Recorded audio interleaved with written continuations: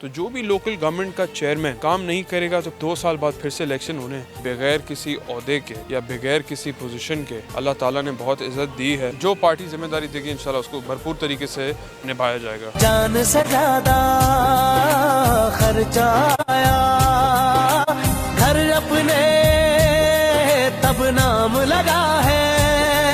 रस्ते पर दिल जब आया हो मंजिल तक भाग न होता है। घर जागना हो उससे पहले एक हौसला जागना होता है। एक सोच पे है मीनार बना,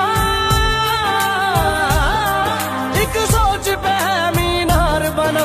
वो सोच संभाल भी सकते हैं। सब अपने नजरिए पास रखो, हम अपना नजरिया रखते हैं। जी, हैदराबाद के बढ़ते हुए मसले मसाइल, लेकिन उनका हल नज़र नहीं आता। भीड़ जमा करना आसान है, लेकिन भीड़ की मालकी करना इस शहर में मुश्किल हो गया है। उस मुश्किलों में थोड़ी उम्मीद की किरण। रावल शर्जील मेमन हैदराबाद का विज़िट कर रहे हैं, लोगों के मसले सुन रहे हैं और पुरअज़म है कि हैदराबाद के मसले मसाइल को फौरी तौर पे हल करें। तो इनसे गुफ्तगू करते हैं। बहुत तकलीफ़ में हैदराबाद में रहता हूँ। हैदराबाद के लोग मुझे पर्सनली फ़ोन करके मसले बताते हैं। फौरी को इकदाम करने की ज़रूरत है। आप अपना किरदार किस तरीके से अदा करेंगे? बिस्मिल्लाहिर्रहमानिर्रहीम। सबसे पहले तो मैं चाहूँगा कि इमरान भाई हम आज की इस एक्टिविटी को कवर करें। रेस्क्यू 1122 के जो ऑपरेशंस हैं उसको कवर करें। तो मैं समझता हूँ कि हम नेगेटिविटी तो बहुत ज़्यादा ही हैदराबाद के हवाले से या सिंध हुकूमत के हवाले से मीडिया पे हम देखते हैं, लेकिन जो अच्छाइयाँ हैं जो एनी वे आउटवे भी करती हैं, जो छोटी छोटी कोताहियाँ हैं उनको ज़्यादा आपको हाईलाइट करना चाहिए। जो इतना बेहतरीन यहाँ पे पढ़े लिखे नौजवानों की टीम मुश्तमिल है, रेस्क्यू 1122 के ऑपरेशंस जो देख रही है उसको हम कवर करें। और जो सिंध हुकूमत के जो अच्छे इक़दाम हैं हैदराबाद की आवाम के लिए, ये जो एक और तोहफ़ा है हमारे चेयरमैन बिलावल भुट्टो ज़रदारी साहब का, उसको हम कवर करें।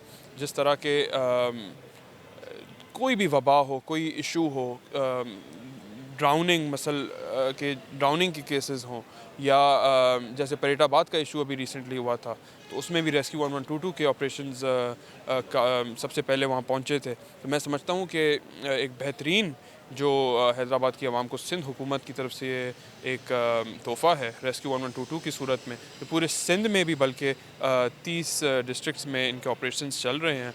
तो मैं चाहूँगा पहले हम उस हवाले से ज़रा आपको ब्रीफ करें। मैं इनके रेस्क्यू का जो है वो नज़र आ रहा है अमल के हैदराबाद के लोगों के साथ खड़े हैं। बल्दियाती निज़ाम बिल्कुल मैं समझता हूँ कि हम नील कहें तो बुरा नहीं होगा। वो भी उम्मीद आपसे ही है ना, लीडर आप हैं, लीडरशिप आप संभालते हैं, तो वो सवाल भी आपसे बनता है और यही मौका होता है कि हम आपसे बात कर लें जब आप पब्लिक के बीच में होते हैं। हम एक अदना से वर्कर हैं, लीडर हमारे बिलावल भुट्टो ज़रदारी साहब हैं और हम उनकी एक टीम के हिस्सा हैं। हम सारे जो हैं वो एक पार्टी के वर्कर हैं और हम अपनी पूरी कोशिश करते हैं कि हम पाकिस्तान पीपल्स पार्टी की नुमाइंदगी जो इस शहर में है वो अच्छे तरीके से करें। और जो लोगों के इश्यूज़ हैं उनको हम मेरिट बेसिस पे जहाँ जहाँ हम काम आ सकते हैं लोगों की मदद करने के लिए, तो हम वहाँ काम आएँ। और हम अपनी पूरी कोशिश कर रहे हैं। मैं समझता हूँ बल्दियाती इदारे भी अपनी कोशिश बिल्कुल कर रहे हैं, यूनियन काउंसिल्स के चेयरमैन भी कर रहे हैं, जो हर कोई अपने हिसाब से कर रहा है।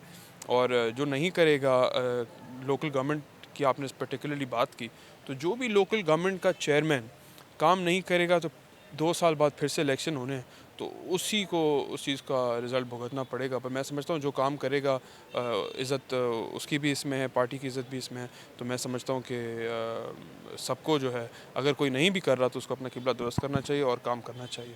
अच्छा, यही मुझसे कुछ लोगों ने कहा और हैदराबाद के काफ़ी लोग मुझसे ये सवाल करते हैं, एक कन्फ्यूजन है, एक अवाम है, वो क्लियर हो जाए कि हैदराबाद के कौन से हल्के से इलेक्शन लड़ने जा रहे हैं।